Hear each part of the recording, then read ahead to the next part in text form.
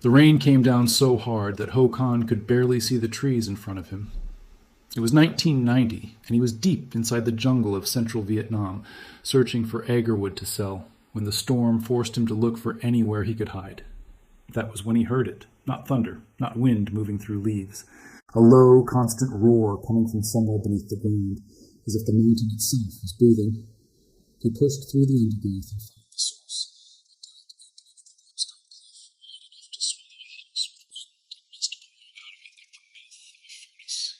Cavers call this kind of airflow a sign, a signal that somewhere behind that opening is a cavity so massive it breathes with changes in outside pressure. Hokan did not know any of that at the time. He only knew that he was terrified. He stood at the edge, looked into a darkness that seemed to have no bottom, and turned around and walked away. He would not set foot near that opening again for 18 years. They tracked down Hokan and asked him to help them find it again. He tried. He failed. He tried again. He failed again. Even with satellite imagery and modern positioning equipment, the jungle refused to give up its secret. Whole seasons passed with nothing to show for the effort. And at a certain point, the British team began to wonder if the opening Hokan remembered had ever really existed, or if 18 years of jungle growth had erased it from the earth entirely. Then, in 2008, on another ordinary trip into the forest, Hokan rounded a familiar-looking outcrop of rock, and there it was. The same black mouth in the cliff, the same wind. He marked the location carefully this time, using landmarks and mountain directions he would not forget, and in early 2009, he led a full expedition team back to the site. On April 7th, 2009, caver Peter McNabb became the first documented human being to descend into the passage beyond that opening. What the team found over the following days left even experienced professional cavers in stunned silence. 1 week later, on April 14th, 2009, the British-Vietnamese caving expedition team announced to the world that they had confirmed the largest cave passage ever recorded on the planet. They gave it a name that translates roughly to Mountain River Cave. In Vietnamese, it is called Hang Son Doong. To understand why this discovery shocked the scientific community, you first have to understand just how difficult it is to comprehend the scale of what is hiding beneath that mountain. Son Doong is not simply large. It is large in a way that breaks the intuition of anyone who walks into it. The main passage alone stretches for more than 5 miles, cutting through solid limestone with ceilings that, in places, rise more than 600 feet above the floor and walls that spread nearly 500 feet wide. To put that into a comparison that actually makes sense, an entire 40-story skyscraper could be lowered into parts of this cave, and its roof would not touch the ceiling. A full city block of New York high-rises could sit inside some of its chambers with room to spare. Researchers have calculated its total volume at close to 39 million cubic meters, enough interior space to make it, by volume, the single largest cave passage discovered anywhere on Earth. Geologists believe the cave began forming somewhere between 2 and 5 million years ago, carved slowly out of ancient limestone by the acidic waters of what is now called the Rao Thuong River, which still runs through sections of the cave today, cutting deeper into the rock with every passing year. When the first survey team walked its length in 2009, they described turning corner after corner and finding something more extraordinary each time, until the scale of it stopped feeling real. Almost immediately, the explorers ran into an obstacle that nearly stopped the entire expedition before it had properly begun. Deep inside the cave stands a towering wall of calcite nearly 300 feet high, a slick, glistening barrier that explorers nicknamed the Great Wall of Vietnam. It took the original team days of careful rope work, anchors, and repeated failed attempts to find a route up and over it.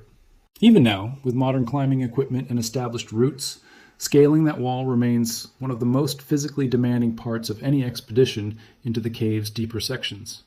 Beyond the wall, the passage continues into territory that very few human beings have ever seen. And for years after the 2009 discovery, teams continued pushing further into unexplored side branches, uncertain of exactly how far the full system extended. But the single strangest feature of Son Doong, the one that made headlines around the world and convinced scientists this cave behaved unlike almost any other known cave system, is what happened where the ceiling gave out completely. In 2 separate locations, the roof of the cave collapsed thousands of years ago, opening enormous sinkholes called dolines that punch straight up through hundreds of feet of solid rock into daylight. Explorers named the larger of these openings the Garden of Adam, a play on the word Eden, and the name fits. Sunlight pours down through the collapsed ceiling and lands on a section of cave floor that has, over centuries, become an actual functioning rainforest, growing in total isolation more than 500 feet below the surface of the earth. Trees inside these dolines climb as tall as 30 meters, competing for the narrow shaft of light the same way trees compete for light in an ordinary forest above ground. Ferns and moss blanket the rocks. Vines twist around trunks that have never known open sky, only a circular window of it far overhead. And extraordinary as the plant life is, the presence of the doline forest changes the atmosphere of the entire cave. Warm, humid jungle air spills in through the opening and collides with the cool, damp air trapped underground. And where those two air masses meet, they condense into drifting sheets of fog and low internal clouds that roll silently through the cave's upper chambers. Visitors and researchers alike have compared walking through this part of the cave to walking through a scene from a science fiction film. An indoor sky with weather of its own hundreds of feet beneath a Vietnamese mountain. That underground jungle is not simply decorative. It supports actual wildlife that has adapted to life in a place most animals would never be able to reach. Flying foxes roost in the darker recesses and swoop through the open dolines at dusk. Rare langur monkeys have been spotted moving along the cave's upper ledges.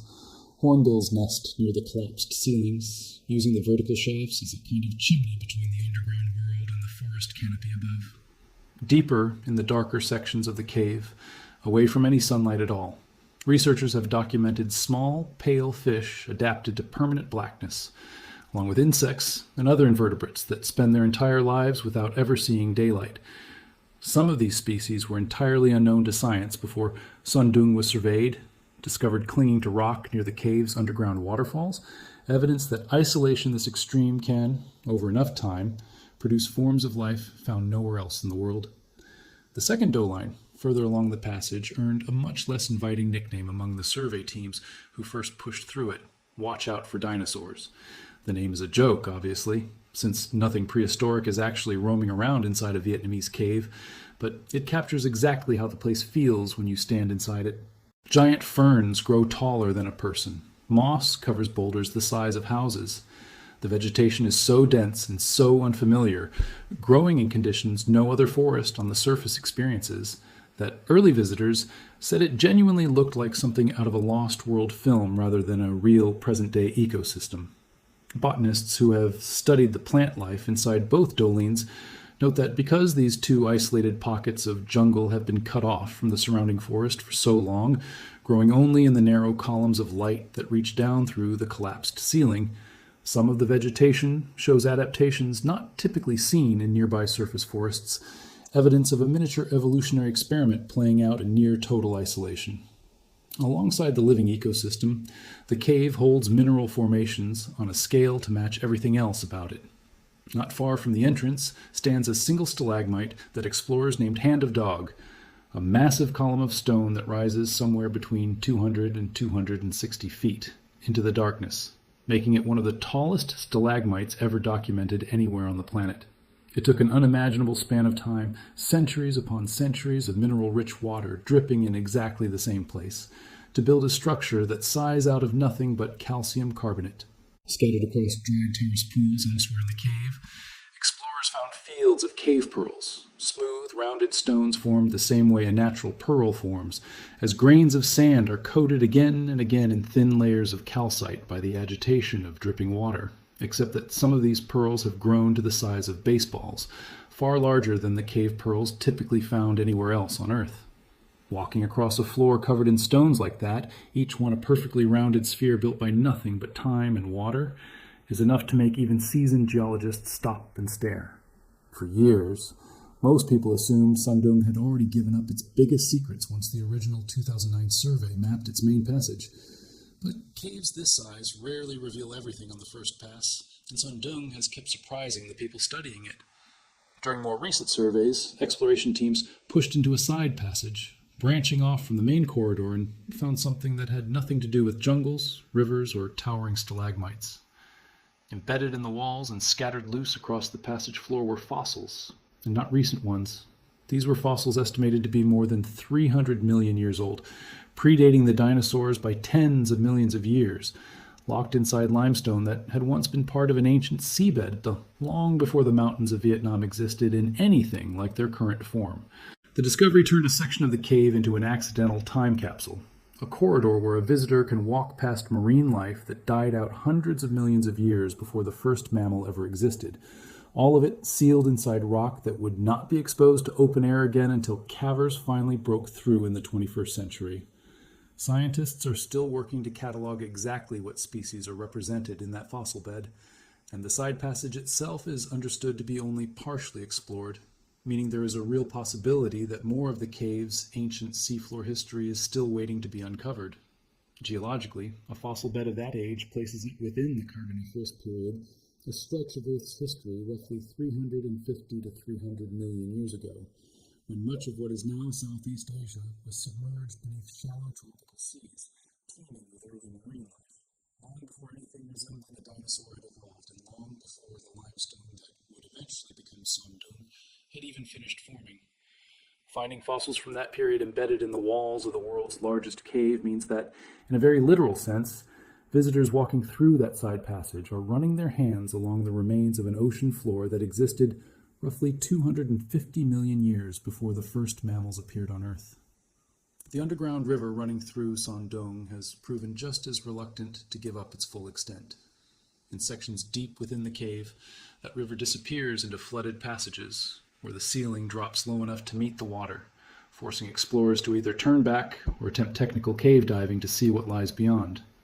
On at least one expedition, divers pushing into one of these submerged sections discovered a hidden passage and what appeared to be an entirely separate underground chamber extending further into the mountain. But limitations in their equipment, air supply, and safety margins forced the team to stop and turn back before they could map it fully. That unexplored chamber remains, as of now, essentially unknown territory, a part of the largest cave on Earth that has been glimpsed but not properly documented, waiting for a future expedition with the right technical diving equipment to finally push through. It is a strange thing to consider that even after more than a decade of scientific attention, world records, television documentaries, and thousands of paying visitors trekking through its main corridor, there is still a piece of Son Doong that no scientist has ever fully seen. The scale of the cave also means its climate behaves in ways that feel almost engineered, even though every part of it arises from entirely natural processes. Temperatures inside hover in a fairly narrow band, generally between about 70 and 77 degrees Fahrenheit, with humidity remaining high throughout the year because of the underground river and the constant seepage of water through the limestone above. Near the narrower passages, air pressure differences from one section of cave to another push wind through the corridors fast enough to feel like a breeze on your skin, the exact same phenomenon that first alerted Hang to the cave's existence back in 1990. In the wider chambers, that same air slows down, mixes with moisture, and produces the drifting fog and cloud layers that give the interior its otherworldly appearance in photographs and documentary footage.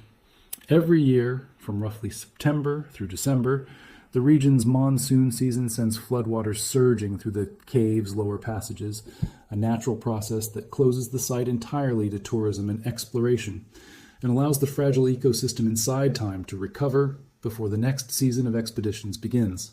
None of this has made Son Doong easy to visit, and that is by design. Vietnamese authorities and the single tour operator licensed to guide expeditions into the cave strictly limit access to roughly 1,000 visitors per year, spread across guided multi-day treks that require fording rivers, climbing the Great Wall of Vietnam, and camping inside the cave itself on sandy riverbanks beneath the open dolines. The restriction exists because Son Doong's ecosystem is genuinely fragile. Too much foot traffic, too much artificial light, too much disturbance to the microclimate that took millions of years to establish itself. And the very features that make the cave scientifically extraordinary could begin to degrade. Even Ho Kan, the man whose fear once kept him from stepping past the entrance, eventually became a permanent part of nearly every expedition that has gone in since, working as a guide and living reminder of just how close the world came to never finding this place at all. In early 2026, the cave's fame reached an even wider audience when the American news program 60 Minutes sent a television crew inside for an extended report. Walking the same corridors, Peter McNabb first entered back in 2009, and showing millions of viewers around the world footage of the underground jungle, the towering stalagmites, and the sheer, almost incomprehensible scale of the place. That broadcast followed a string of other high-profile appearances that had already been building the cave's international reputation for more than a decade, including a full feature in National Geographic magazine, a widely shared 360-degree virtual tour that let people anywhere in the world explore the cave from a phone screen, an appearance in an episode of the BBC series Planet Earth 3rd, and a Google Doodle in 2022 that celebrated the cave on search pages in nearly 20 countries. Phong Nha-Ke Bang National Park itself, the broader protected area that contains Son Doong, along with hundreds of other caves, has been recognized twice by UNESCO as a World Heritage Site. First in 2003 for its geology and unique cave systems, and again in 2015 specifically for its biodiversity, a rare double honor that reflects just how much scientific value sits beneath that stretch of Vietnamese jungle. Reaching the cave in person, even now, is nothing close to a casual visit. A standard expedition takes several full days, beginning with a jungle trek that includes fording rivers more than a dozen times before hikers ever reach the cave's main entrance. A nearly 90-meter drop down a jungle-choked sinkhole that puts visitors on the cave floor at the base of the very same passage Ho Con once refused to enter. From there, expeditions typically camp for multiple nights inside the cave itself, sleeping on sandbanks beside the underground river, swimming in clear, cool pools fed by that same river, and climbing the Great Wall of Vietnam using fixed ropes and harnesses before finally reaching the Doling forests deeper inside. It is an experience that very few people on Earth will ever have, by design, and the operators who run these expeditions treat every trip as much as a conservation exercise as a tourism product. So what exactly does science consider settled about Son Doong, and what still remains an open question? The confirmed facts are already remarkable enough on their own. This is the largest known cave passage on the planet, formed over roughly 2 to 5 million years by the erosive power of an underground river cutting through ancient limestone. It contains a self-sustaining rainforest growing inside 2 massive collapsed ceiling dolines, complete with its own localized fog and cloud formation driven by the mixing of warm jungle air and cool cave air. It is home to what may be the tallest stalagmite ever measured, along with fields of oversized cave pearls unlike anything found in most other cave systems on Earth.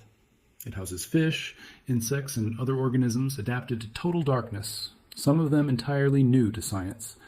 And more recently, it has revealed a side passage lined with marine fossils roughly 300 million years old, offering scientists an unexpected window into a seafloor that existed long before Vietnam's mountains ever rose out of the ground.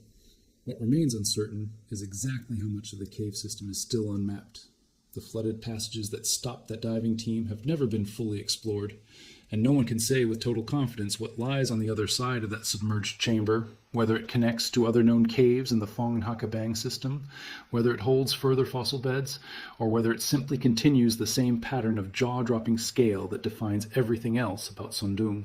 The full extent of the fossil passage is also still being catalogued, and the researchers have not ruled out finding additional sections of exposed ancient seafloor as survey work continues. Even the cave's exact age carries a fairly wide margin, with geological estimates spanning millions of years, because dating a full medium process like limestone dissolution is clearly difficult to predict. These are not signs of hoax. An honest reflection of how much work is still required to fully understand a cave system this enormous, hidden for so long, beneath dense, largely inaccessible jungle in one of the most rugged limestone regions on the planet. It is worth pausing on just how recently all of this became known to the outside world. For nearly 2 decades, after Ho Con first heard that mountain breathing in 1990, the largest cave passage on Earth sat completely unknown to modern science, hidden not by any government or institution, but simply by the sheer difficulty of the terrain surrounding it. Even today, reaching Son Doong requires a multi-day trek through dense jungle, fording rivers more than a dozen times, hauling equipment on the backs of porters because no road, no vehicle, and no shortcut can get you there. That isolation is precisely why the cave stayed hidden for so long, and it is also why scientists suspect that Phong Nha-Ke Bang National Park and the wider karst landscape stretching across the border into Laos likely still holds other undiscovered cave systems of comparable scale. More than 400 caves have already been mapped across the park, with well over 200 kilometers of passage recorded, and cavers continue to find new ones on a fairly regular basis. Son Doong may be the largest cave passage confirmed so far, but the geology of the region gives no particular reason to believe it will remain the record holder forever. There is something genuinely humbling about a discovery like this happening in the modern era, at a time when satellite imagery can photograph nearly every square meter of the planet's surface, and researchers assumed most major geological wonders had already been cataloged decades ago.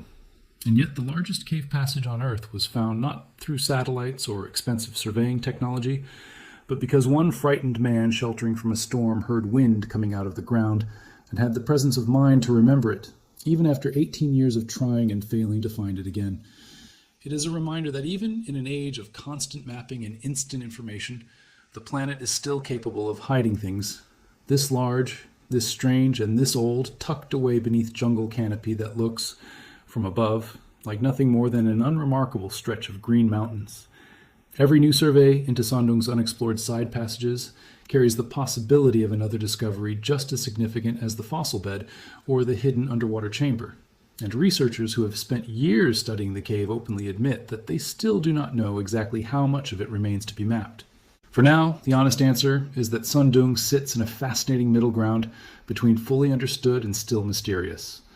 Its size, its ecosystem, its formations, and its wildlife have all been documented by credible scientific teams, verified by multiple expeditions, and confirmed by geological survey work stretching back more than 15 years.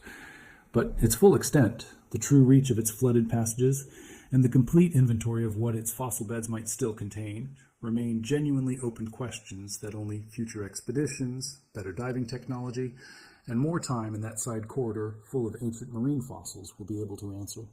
Perhaps a future team will finally push past the point where the last divers had to turn back. Perhaps they will find nothing more than more solid rock. Or perhaps they will find that the largest cave on Earth has been keeping one more secret this entire time, waiting patiently in the dark for someone brave enough and lucky enough to finally reach it.